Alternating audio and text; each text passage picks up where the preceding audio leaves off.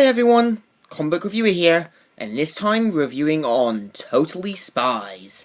Now, as you know, Totally Spies was created by the company Marathon, the same company that did Martin Mysteries, Monster Busters, and other sort of shows, and even Meticulous Ladybug and Cat Noir.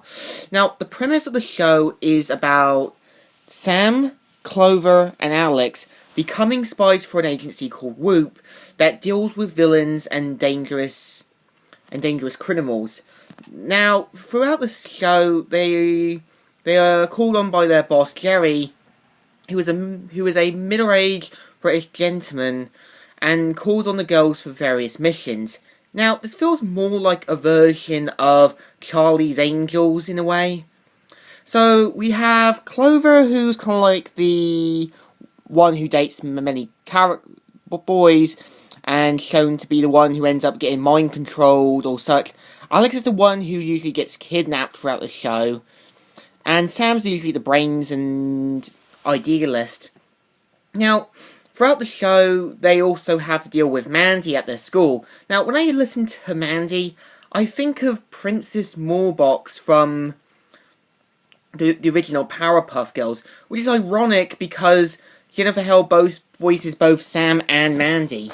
Now, plus with the show itself, also had to deal with the villains.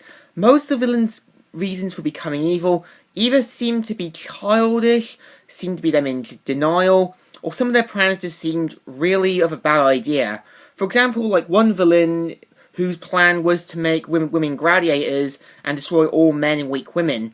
This is the dumbest idea. It would have doomed the whole male population and also destroyed all future generation, much like the Justice League episode Fury.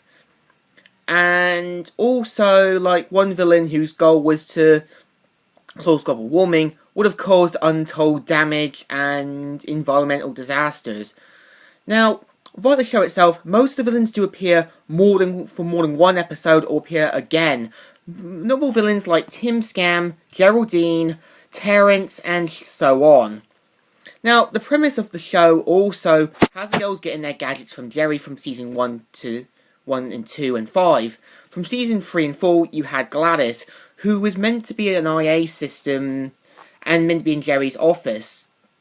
Now, she was written out from season 5 due to disapproval from fans, and Jerry mentions that she was sent to a recycling facility. Now, the way Jerry expressed it probably hints he had her dismantled, which I can see why, but again, needing a computer system to help you out on that, not really one of the best ideas. Now, of course, with Totally Spies, also has the characters pretty much having to deal with dangerous villains, evil plots, and also having to deal with things. Now, premise of each episode has the spies dealing with constant dangers, school, and everything else. So, also with Jerry's role in the show, he acts more like a parental figure or an uncle figure to the girls, and is shown to care about them deeply. Now, also what's interesting as well is pretty much how the show lasted and got a 5th season and got a 6th season due to so many fan demands from it. So, what do I think of Totally Spies? It's not a bad show, and it's kind of like mixing Kim Possible with Charlie's Angels. So, in general, what do I think? This deserves a thumbs up. It's not a bad show, and it's still pretty good. So, in other words, a pretty good show. So, comic reviewer here, signing out.